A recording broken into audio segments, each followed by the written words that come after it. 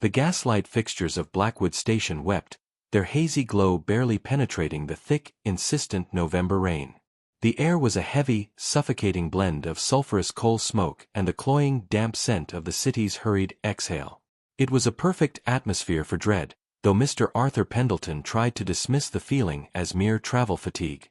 He held a cumbersome, dark umbrella high, its edge dripping a steady rhythm onto the cobblestones. Beneath it, his wife, Elara, held his arm with a tension that spoke volumes of her reluctance. The iron behemoth before them, the express known as the Iron Serpent, hissed impatiently. Its enormous wheels and sleek, black boiler gleamed wetly, a promise of swift transport that felt, to Elara, more like a threat. They were leaving the familiar, exchanging the city's tangible chaos for the whispered isolation of Oakhaven, a decision Arthur had insisted upon. "Mama, the engine looks like a sleeping beast," whispered young Maeve, clutching her brother Finnian's hand. Finnian, ever the more pragmatic, merely stared at the plumes of steam billowing from the piston chamber, which momentarily obscured the faces of the few porters bustling along the platform. Arthur adjusted his grip on the leather valise. It was an ordinary enough piece of luggage, but its weight felt disproportionate, and he could feel the cold emanating from the brass fastenings even through his thick glove. "Hold steady, children. We shall soon be warm inside. Oakhaven awaits."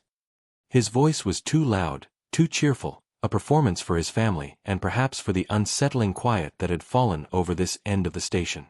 Indeed, the typical frenzy of a major departure was strangely absent. Where were the usual throngs of travelers, the loud greetings, the last-minute lovers' quarrels? There were only scattered, silent figures, mostly indistinct shadows near the far wall, motionless save for the flickering light catching their outlines. Even the station-master, standing rigid beside a brass-plated signal box, seemed unnaturally still, his face obscured by the brim of his cap. The train's whistle tore through the silence, a high-pitched, desolate cry that made Maeve flinch and bury her face in Elara's wool skirt. As the Pendeltons stepped aboard Carriage 3, the final image they carried of Blackwood Station was of the receding platform. Not a single waving hand, not a glimmer of recognition, just the desolate, rain-swept stone and the unmoving, spectral figures left behind in the gaslight's dissolving glow. The world outside felt instantly sealed off, lost to the suffocating night as the Iron Serpent began its relentless, rhythmic lurch into the deep dark. Carriage 3 was an opulent relic. Crimson velvet seats, heavy and plush, absorbed the faint, weak light that struggled to emanate from the ceiling's inadequate oil lamp. Yet, despite the carriage's thick upholstery and tight, insulated fittings, the compartment was unnaturally cold. It was a pervasive, clinging chill that seemed to seep not from the outside, but from the very bones of the train itself. Elara shivered, pulling her shawl tighter around Maeve, who was already nestled against her side. "Arthur, are the windows sealed properly? The damp is quite penetrating." Mr. Pendleton, having placed the heavy leather valise under the bench opposite them, stood for a moment, his gloved hand resting against the glass. The pane was indeed intact, but it was already coated with a fine, misty condensation, obscuring the world rushing by. "Sealed, Elara. Perhaps the heater is simply failing to keep pace with the night." But it wasn't just the cold. A strange odor permeated the air, a faint, sharp tang that Arthur initially dismissed as the residual smell of the station's industrial grime. It was a metallic scent, like old pennies or dried blood, mixed with something distinctly saline, a coastal brine that shouldn't have been present this far inland. The combination was immediately unsettling. Finnian, leaning closer to the window, began to trace a pattern through the mist. His breath hitched. "Father," he murmured, his voice tight, "I think the sea is already here." He wasn't pointing at the window, but down at the floorboards, where a faint sheen of moisture now glistened under the dim light, catching the metallic scent and seeming to magnify it. It was far too early in the journey for their route to hug the coast, and Arthur knew the train was miles from any major body of water. He knelt, running a finger over the slick wood. It was definitely wet, and colder than the surrounding air. He inspected the junction where the floor met the carriage wall, but could find no obvious breach. He straightened, forcing a reassuring smile, though his heart hammered against his ribs. The metallic, salty air was closing in, thick and palpable. He glanced at the brass fittings on the valise. In the dimness, they seemed to shimmer, reflecting the light in an odd, sickly yellow hue. The Iron Serpent thundered on, a closed iron box speeding toward the impossible.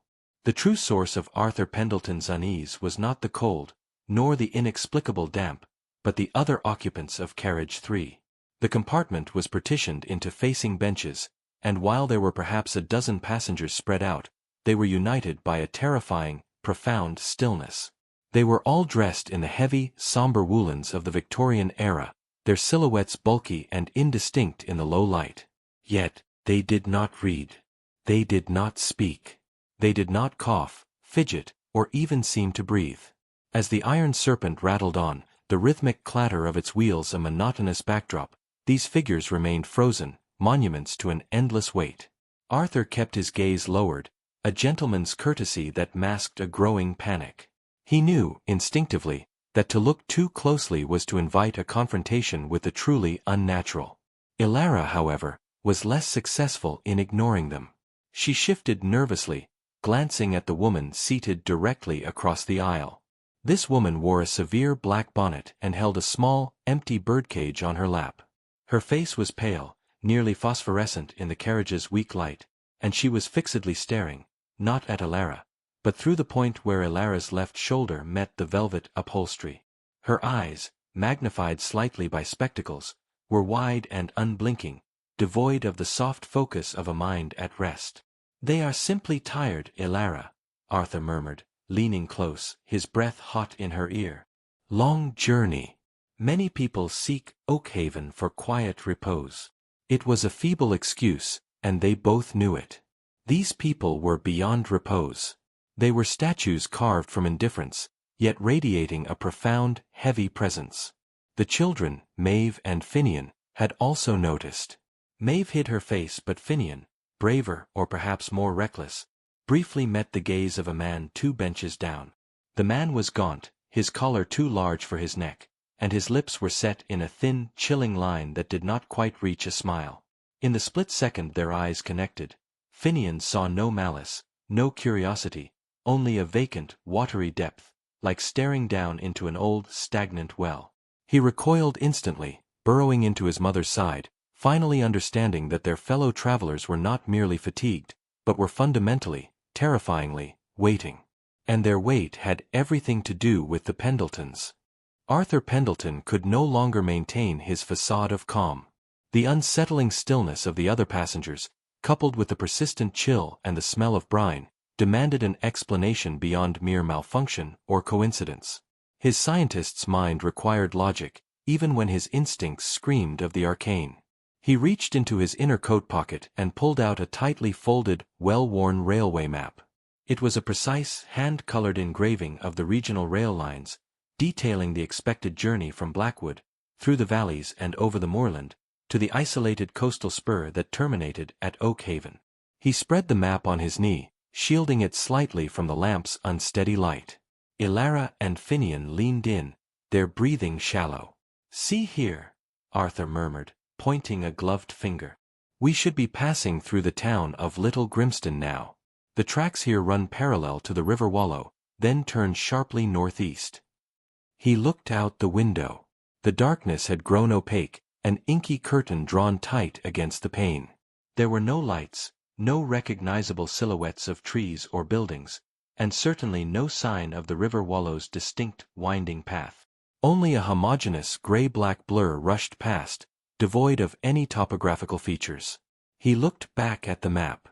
Under the weak, flickering illumination, the details seemed to resist his scrutiny. The line marked Blackwood to Oakhaven now appeared faint, almost smudged. As he traced the route again, he was certain the coastal section, the distinct curve towards the sea, was inexplicably missing. In its place was only a blank margin, where the engraver's detail simply dissolved into the parchment's grain. "It's wrong," Elara whispered, confirming his growing horror. "The route, it doesn't seem to reach the coast at all." Arthur frowned, tracing the line with increasing pressure, trying to will the proper geography back into existence. His finger slipped on the paper. The faint smell of salt on his glove had dampened the map. Where the line for the coastal spur should have been, the paper was now unnaturally soft and slightly dissolved, as if it had been soaked in brine and then hastily dried. The railway line, according to the map held in his hands, simply ended abruptly, not at a station, but in an impossible, unmapped expanse of nothingness. The Iron Serpent was traveling on a track that, by all known means of cartography and engineering, should not exist. The damp on the floorboards had ceased to be an anomaly and was now a distinct, creeping reality. It was a cold sheet of water that had permeated the wood, silent yet insistent, clinging to the leather of Arthur's boots and the hem of Elara's skirt. Young Maeve, sitting nestled between her parents, was the first to fully acknowledge its presence. She was not staring at the water, but listening to it, her small head tilted towards the floor with an uncanny intensity. The rhythmic rush and clatter of the train was loud, yet Maeve seemed to be isolating a second, fainter sound beneath it. "What is it, sweetheart?" Elara whispered, running a soothing hand over her daughter's forehead. Maeve's skin was cold, clammy with a chill that exceeded the carriage's temperature. Maeve didn't look up. "The water, Mama. It's talking." Finnian scoffed nervously. "Nonsense, Maeve. It's just the train noise hitting the metal pipes." But Maeve shook her head slowly, her eyes wide and fixed on the dark, reflective surface of the pooling water. "No. Not noise. Words. They're very, very cold words." She pressed her ear closer to the floor. They're saying things about the wheels. About how tired they are." Arthur leaned down, trying to hear past the thunder of the Iron Serpent. He heard only the grinding friction of iron on iron, the deafening echo of their relentless speed. But as he concentrated, straining against his own skepticism, the roar seemed to shift. Beneath the cacophony, he could almost perceive a low, undulating resonance, a sound that wasn't mechanical, but organic, a deep, collective sigh. It was the sound of a vast, heavy body of liquid under immense pressure, and within it, fleeting patterns that his mind almost organized into language. "What else are they saying, Maeve?" Arthur asked, his voice low and tight. He knew he shouldn't encourage her, but the sheer conviction in his daughter's expression was terrifyingly persuasive. Maeve shivered, pulling back from the damp floor as if burned. "They're saying that we shouldn't look out, Papa. They're saying the journey is nearly over, but that we won't see Oakhaven until we agree to stay with the others." She pointed a small, trembling finger towards the unmoving, spectral figures seated across the aisle, their faces still and their eyes unblinking, patiently awaiting their arrival at the terminal reef. The whispers from the floor were disturbing, but the sound that followed was truly terrifying. It began as a low, resonant thrumming, a vibration felt more than heard, deep in the very structure of the carriage. It was not the familiar rumble of the train. This was slower, heavier, and utterly agonizing. Arthur initially suspected a catastrophic failure in the undercarriage, a broken axle or a failing coupling.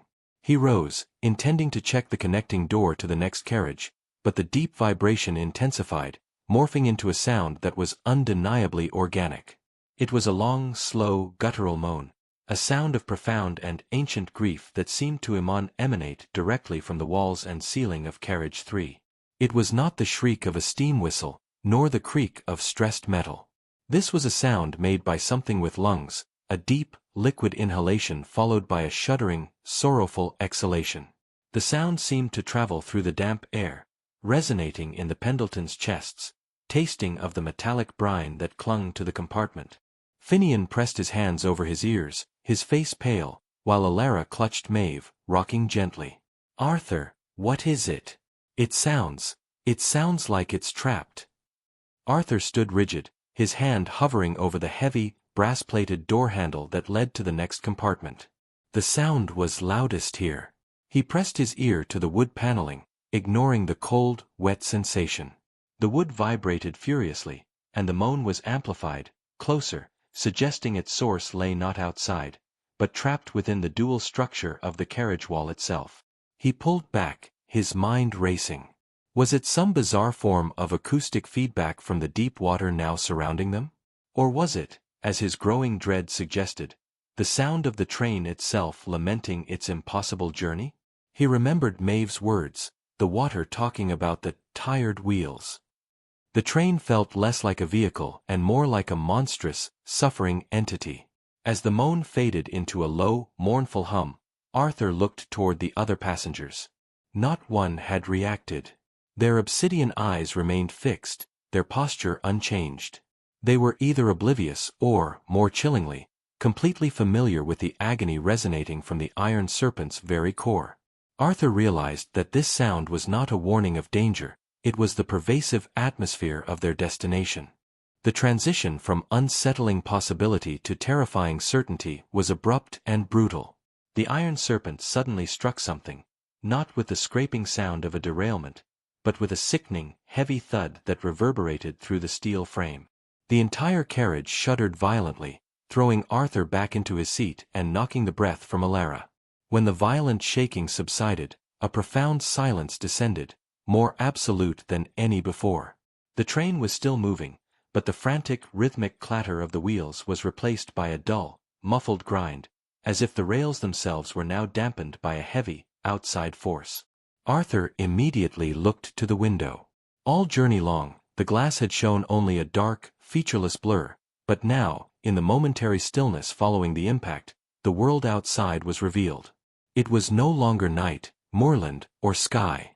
Pressed against the outer pane was an expanse of turbulent, viscous gray-green. It was thick and churning, swirling with disturbed sediment, and illuminated by a strange, phosphorescent glow that seemed to emanate from the depths itself. The light was just sufficient to show enormous, heaving masses of water rushing past, inches from the glass. The realization hit Arthur with the force of a physical blow. They were submerged. The Iron Serpent was not rushing along the coast, but deep beneath the surface of a vast, lightless body of water. The damp on the floor, the metallic tang, Maeve's whispers of the tired wheels, all fell into a single, terrifying logic. Elara gasped, her eyes wide and fixed on the aqueous view. Finnian began to cry, small, broken sobs swallowed by the oppressive cold. Even the spectral passengers across the aisle seemed to reflect a faint, oily movement in their fixed obsidian eyes. We must have plunged from a bridge," Arthur stammered, his rational mind clawing for a terrestrial explanation. But the train was still moving forward, maintaining speed and direction, not sinking or listing. It was operating as intended, deep beneath the waves, carving an impossible path through the ocean floor. The journey to Oakhaven was not over, it had merely shifted dimension. Outside, a shape, huge and indistinct, momentarily pressed against the glass, a fleeting distortion in the gray-green gloom, a vast, scaled body gliding effortlessly alongside the iron carriage. The abyss had swallowed them whole, and now its inhabitants were taking notice. In the chaotic aftermath of realizing their train was running submerged, Arthur's eyes were drawn instinctively to the heavy leather valise resting beneath the facing bench. It was the one piece of luggage he had insisted on carrying himself, the contents of which he had refused to discuss. Now, in the terrifying aqueous light filtering through the window, the valise was doing something truly alarming. The brass fastenings, which had previously only reflected the lamp's light, were now generating their own illumination. A sickly, internal greenish-yellow glow pulsed faintly beneath the thick, dark leather, a spectral beacon in the watery gloom of the carriage. The light was weak but definite, and it seemed to throb in rhythm with the dull, muffled grind of the Iron Serpent's impossible motion. Elara followed his gaze, her face etched with exhaustion and dawning suspicion. "Arthur, what is that? What have you brought with us?" Her voice was thin, strained, stripped of its usual warmth by the cold dread. Arthur knelt instantly, shielding the valise with his body, though he knew the glow was visible. The heavy metallic scent, the brine mixed with iron, was strongest here, rising from the leather itself. He had always known the valise held something vital to their relocation, something he had been charged with protecting, but he hadn't known it was an anchor. An anchor that seemed to tether the train to this impossible reality. It is a specimen, Elara. Geological samples I collected near the coast. They are reacting to the pressure, perhaps a phosphorescent mineral. The words tasted like ash in his mouth. He knew the explanation was ludicrous. Geological samples do not emit a regular, sickening pulse of light. He felt a sudden, profound connection between the object in his hands and the train's predicament. The moment he had placed the valise on the carriage floor, the train's descent into the aquatic abyss seemed to have been sealed. He was not merely a passenger. He was, unwittingly, the conductor of their catastrophe. He looked up.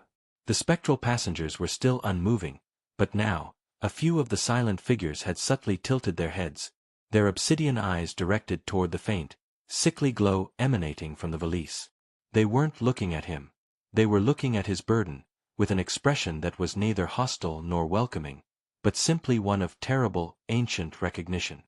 The dampness that had once been a mysterious sheen was now a genuine, encroaching flood. The metallic scent of the brine-laced water intensified, now mixed with the acrid smell of decaying velvet and aged wood as the liquid began its inexorable rise. It was clear that the Iron Serpent, designed for the dry earth, was rapidly failing in its impossible environment. The water was pouring in through every seam, every crack where the window frame met the wall, and bubbling up through the floorboards with soft, insidious sighs. Within minutes of Arthur realizing the train was submerged, the waterline had crept past their boot soles and was chillingly high, around their ankles. "Stand up, children! Quickly!" Arthur commanded, his voice sharp with desperation. He helped Elara and the two children clamber onto the plush crimson benches, their feet safely out of the immediate, icy current. The water, murky and black, swirled around the bench legs, its surface agitated by the relentless motion of the train. Maeve whimpered, not just from the cold, but from the sudden, chilling conviction that she was drowning even while she was dry. "It's so heavy, Papa. It feels like the air is getting thick." The heavy, cold sensation was not merely psychological. The increasing pressure from the water outside was palpable, forcing the moist air within the compartment to become dense and resistant. Every breath felt like an effort, as if they were inhaling a thin, icy vapor. Arthur looked down at the pooled water. It reflected the compartment's meager lamp, but in the depths of the reflection, he saw fleeting, darker movements. Small, eel-like shadows or perhaps disturbances in the water itself. The water was cold, colder than any river or lake, a temperature consistent with the depths of the ocean. Their immediate panic was starkly contrasted by the utter lack of reaction from the spectral passengers. The figures sat undisturbed, their long wool coats already trailing in the dark, rising water. They were either beyond the physical discomfort of the flood, or they had simply surrendered to it long ago. The woman in the black bonnet sat perfectly straight, her hands still clutching the empty birdcage, which was now beginning to float slightly, bumping gently against her skirt. The sight was profoundly unsettling, an object of lightness and air now buoyed by the heavy liquid of the abyss. This water was not just an intrusion, it was an acceptance of the terrible destination. For the entire journey, the spectral figures in carriage 3 had been defined by their stillness, their gazes fixed on some indeterminate point beyond the Pendeltons, as if looking into a distant memory. Now, with the carriage filling with water and the glow from Arthur's valise pulsing like a sickly heart, that profound inertia was broken. It began subtly. The man with the gaunt features, whose gaze Finnian had briefly met earlier, was the first. His head, which had been fixed facing the end of the carriage, began a slow, deliberate rotation. The movement was agonizingly quiet, divorced from any muscular effort, as if pivoted by an external, fluid force. One by one, the others followed. The woman with the floating birdcage, the man across the aisle, the hunched shadows near the far door. All turned their bodies, their rigid torsos pivoting unnaturally on the bench until every single set of eyes was directed squarely at the terrified family perched upon their seat. There was no haste in their movement, no flicker of life or malicious intent, but the sheer, synchronized attention was horrifying. The lack of emotion in their faces was more terrifying than any snarl. Arthur felt his blood run cold. These were not living people overcome by fatigue. They were something else, something bound to the iron and the salt, and they were finally acknowledging the latecomers. He finally saw their eyes clearly in the dim, watery light. They were not merely unblinking. they were flat, black, and utterly vacant, like polished chips of obsidian reflecting nothing, absorbing all light and all hope. They were the eyes of the deep, the sight of things that existed under crushing pressure and eternal night. The figure nearest them slowly raised a hand, its movement excruciatingly slow, as if swimming through treacle. The gesture was not a threat, but an invitation, or perhaps a command. Its thin, translucent finger pointed directly, unequivocally, at the glowing, pulsing valise resting on the floor beneath Arthur's feet. They want the specimen, Arthur," Elara choked out, gripping the children to her chest. "They're waiting for the reason we are here." The realization was clear. The Pendeltons were not victims of an accident. They were an offering, delivered by the Iron Serpent to its rightful, waiting passengers. The fear in Carriage 3 was momentarily replaced by a dizzying flash of memory in Arthur Pendelton's mind, triggered by the chilling focus of the obsidian eyes. His thoughts were yanked back to an evening several months prior, in the damp, cavernous archives of the Royal Geographical Society. He hadn't been searching for railway history. His research concerned deep-sea geology, specifically the anomalies found in seabed dredging near the unmapped region where Oakhaven was supposedly located. He was looking for mineral compositions that might explain the glowing valise he now clutched.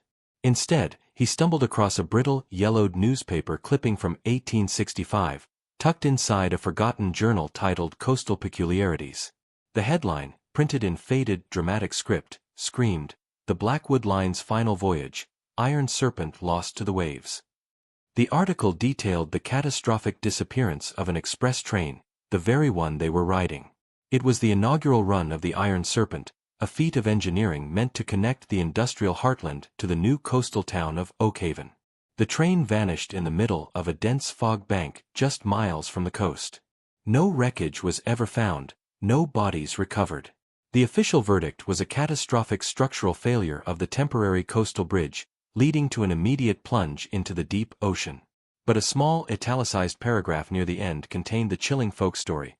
A local legend claimed the engineer, driven mad by the isolation of the new line, had not driven off the rails, but had willingly piloted the train onto an ancient, submerged track, a path of brine used by the earliest, forgotten builders to harvest spectral quarry from the deep. The article scoffed at the superstition, attributing the event to poor engineering, but Arthur's memory latched onto one particular, unnerving detail. The track was laid to a terminal reef, not a town. Arthur's breath hitched on the bench. He had dismissed the clipping as quaint fiction, yet now he was on that very train, submerged in the watery blackness, holding the glowing object he had found in the same region, an object that appeared to have activated the spectral line. He wasn't simply a passenger on a delayed train, he was traveling a route that had been completed 33 years ago, heading towards a terminus that was never meant for the living. He now understood. The spectral passengers were the original lost souls of the Iron Serpent, forever bound to their final, impossible journey. The focus of the spectral passengers on the valise, coupled with the rising water, created an almost unbearable tension. But it was Finnian, peering nervously through the watery window, who delivered the next wave of visceral horror. He was silent for a moment, his small face pressed against the cold, damp glass, trying to pierce the churning, murky green that rushed past. The aquatic light was erratic, often plunging the carriage into near-total darkness, only to be punctuated by brief, sickly glows. "They're not just passengers," Finnian whispered, his voice trembling but strangely lucid. "They're guards." Arthur and Elara turned, following his terrified gaze. In one of the momentary pulses of outer light, a flare of bioluminescence from the deep, the water cleared just enough to reveal shapes distinct from the sediment and gloom. These were not the vague, amorphous shadows Arthur had seen earlier. These were figures, long and skeletal, moving with impossible grace outside the speeding carriage. They had elongated, almost translucent limbs and heads that were disproportionately large, featuring dark, vacant cavities where eyes should be. They were impossibly thin, yet seemed to possess the muscular strength to effortlessly match the Iron Serpent's terrifying velocity. They weren't merely swimming.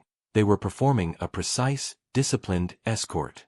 They positioned themselves along the sides of the train, their pale, translucent forms gliding alongside the metal, occasionally tapping the glass with long, needle-like fingers. The taps were faint, rhythmic clicks that penetrated the carriage walls, a chilling counterpoint to the moaning of the train. Finnian described them in a rush of panicked breath. They have scales like ancient fish, father, but they're wearing scraps of things, like broken uniforms. And their faces, they have mouths that are too wide. They're smiling at the train. These creatures were the inhabitants of the impossible route, the true conductors and engineers of this submerged line. They were piloting the Iron Serpent to its final destination, drawn by the pulsing beacon of the valise. Arthur understood then that the train was not lost, nor was it derailed. It was being shepherded, and the silent, obsidian-eyed figures inside were its willing, or eternal, cargo. Fear, for Elara Pendelton, was suddenly transmuted into a fierce, protective maternal rage. Watching the water rise and seeing the terror in her children's eyes, terror confirmed by the skeletal shapes outside, snapped the cord of her submission. If the train was piloted, then there must be a pilot to appeal to, or to confront.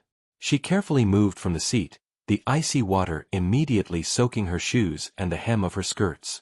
The water now reached just below her knees, its black, murky surface swaying with the train's motion. "Arthur, this is madness," she stated, her voice trembling not from fear, but cold fury. "We will not simply sit here and drown for your specimen. I am going to the driver." Arthur grabbed her arm, his face frantic. "Elara, stop. There is no driver. The history says." "I don't care what the history says. Something is moving this engine. Something must be in the first carriage." She wrenched free, her gaze fixed on the connecting door leading forward, towards the engine. The door was heavy, brass-bound, and dripping with moisture. Elara reached the handle and grasped the cold, pitted metal. She twisted it with all her strength. It did not budge. The mechanism was rusted shut, fused, or perhaps sealed by an internal force. She began to pound on the door panel, her fists muffled by the thick wood and the surrounding water. "Stop this train. In the name of God, stop. We have children. Reverse the engine. Let us off." Her pleas were swallowed almost instantly by the thundering noise of the Iron Serpent and the pervasive, heavy moan that still resonated through the walls. As she hammered, she noticed strange, subtle lines etched into the wood near the doorframe. Not graffiti, but minute carvings that looked like ancient script or perhaps symbols related to nautical charts, now covered with a thick, slimy patina. Suddenly, a voice answered. It wasn't the driver, but the woman across the aisle, the one with the black bonnet and the floating birdcage. For the first time, one of the spectral passengers spoke, and the sound was a dry, rasping whisper, like sand shifting on stone. "He does not hear the living, madam." The woman's obsidian eyes fixed on Elara. "He hears only the currents. And the cargo." Elara recoiled, her strength dissolving, realizing that the train was driven not by a man, but by the momentum of the deep, and that she was arguing with a fellow corpse. Elara scrambled back to the relative safety of the bench, the chilling realization of the spectral woman's words. He hears only the currents, shaking her to the core. The water, indifferent to her pleas, continued its steady, relentless rise. It was no longer just pooling on the floor. It had surpassed the benches and was now sloshing violently with every turn of the wheels, its surface barely a foot below where the Pendeltons sat huddled. The water was near freezing, and its cold radiated through their clothing, leaching the warmth from their bodies. The greatest terror now was not the cold, but the density of the air. The rising pressure of the ocean outside, coupled with the water flooding the carriage, had compressed the air they breathed. Each inhalation was a struggle, a gasp that yielded less oxygen than they needed. The air felt thick, heavy, and tasted strongly of the metallic brine and decay. It was the sensation of being slowly, agonizingly pressurized, their lungs struggling against an external, invisible weight. Arthur pulled the children close, trying to create pockets of warmth and shelter. Finnian, his face pale and strained, pointed a trembling finger at the carriage ceiling. The varnish was weeping, the moisture now beading and falling in fat, cold drops onto their heads. The train was sealed, but it was being crushed and flooded by the weight of the sea above. They looked at the spectral passengers, who remained placidly seated, their forms half submerged. The water rose to the waist of the woman with the birdcage. She made no effort to stand, simply letting the black liquid envelop her, her obsidian eyes fixed on the inevitable. They were long dead, their bodies no longer needing air, their existence tied to the perpetual moisture of the sunken carriage. The moment came when the water rose to the level of the bench seat itself. With a muffled slosh, the icy blackness swallowed the cushion beneath them. The family was forced to stand precariously on the narrow, slick armrests, their heads nearly grazing the low, weeping ceiling. They were pinned in place, struggling for air in the dwindling, pressurized gap between the crushing water and the roof of the tomb. The Iron Serpent was approaching its terminal point, and the living passengers were running out of atmosphere. The impossible journey reached its horrific conclusion.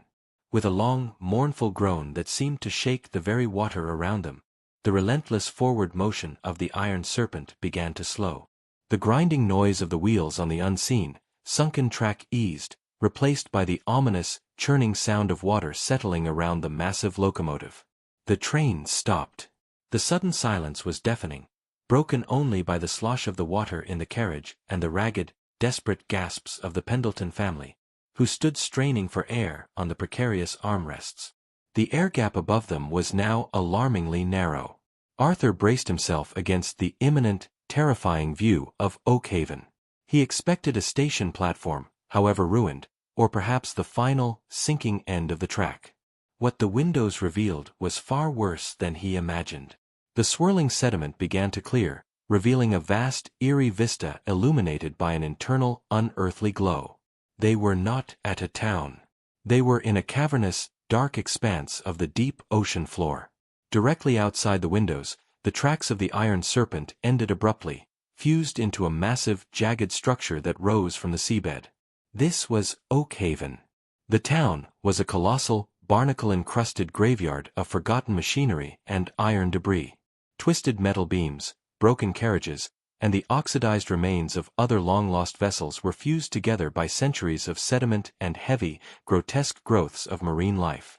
It was a coral-encrusted terminal reef, constructed entirely of wrecks, the terminus of all doomed voyages. The Iron Serpent had arrived at its permanent berth, its front engine now nestled securely amongst the skeletal wreckage. The spectral passengers across the aisle began to move again. They did not leave their seats. Instead, they sank. As the train had stopped, the external pressure seemed to have found a sudden, final release. The water level in the carriage rushed up, instantly swallowing their waists, their chests, and then their silent, waiting faces. They offered no resistance, their obsidian eyes seeming to welcome the final embrace of the deep. They were home. The final surge hit the Pendeltons. The frigid water swallowed Elara's mouth, extinguishing her scream. Arthur frantically held the children, the icy blackness rushing over his own head. In his final, terrifying moment of consciousness, as the water claimed them and the air gap vanished, he felt a strange, light tug. The heavy leather valise, his specimen, his burden, was no longer on the floor.